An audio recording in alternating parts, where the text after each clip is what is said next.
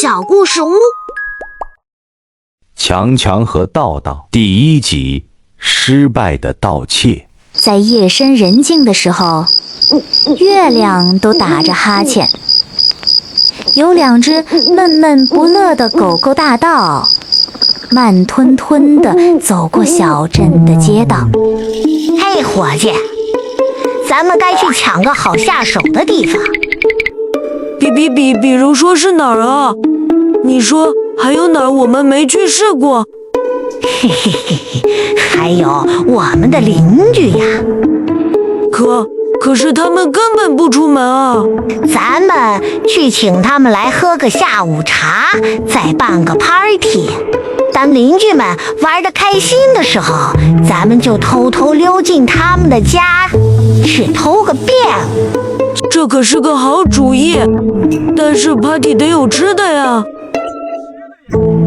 咱俩又不会做饭。别担心，伙计，咱们有这本食谱。于是他们先试着做了些甜甜圈，没想到居然做得非常好。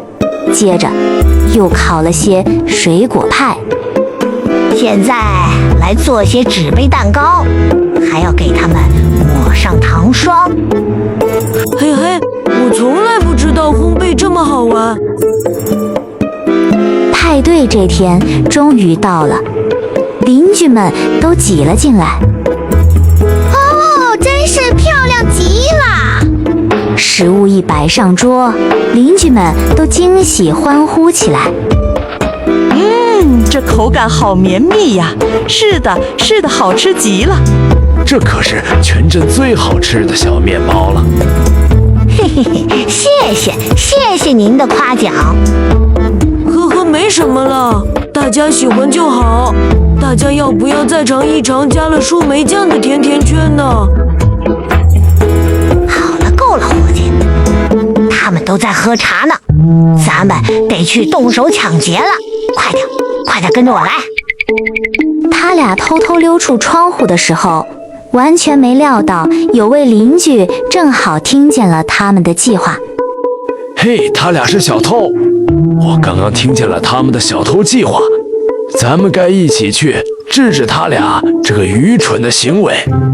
就在强强和道道跑去想看看能捞到些什么的时候，所有的邻居都在身后悄悄地跟着。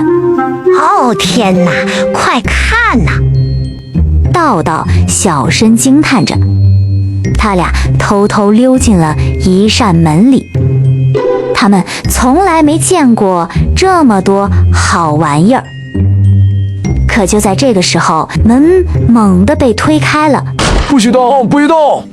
邻居们大喊着冲了进来。那只黑色的苏格兰小狗突然哭了起来。他们偷走了我的泰迪熊！别哭啊！求求你别哭了！对不起，我还给你。我们只是一时糊涂，我们现在明白了，抢劫是会让所有人都难过。可是我们还得找份工作。是的，一份不错的工作。我有个主意，不如你们开家咖啡馆吧。咖啡馆？你觉得我们能行吗？哦，当然行，你们肯定能做得超棒。于是，就在接下来的1周，在镇上热闹的大街上，强强和道道的新咖啡馆开张了。店里摆着擦得锃亮的白桌子，还有印着粉色爱心的小椅子。这里还卖香喷喷的纸杯蛋糕和小小的果酱塔。哇，伙计，你快来看，咱们所有的邻居都在排着队呢。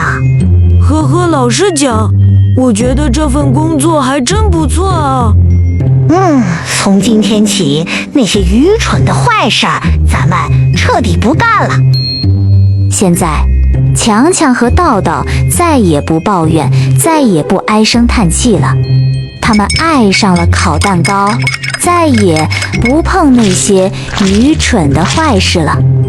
至于他们偷东西的赃物袋嘛，我很高兴地告诉你，他们把它揉成一团，扔得远远的。小朋友们，今天的故事就讲到这里啦。如果你喜欢红袋鼠的故事，可以请爸爸妈妈帮忙点一下右上角订阅小故事屋，这样就能第一时间听到新故事啦。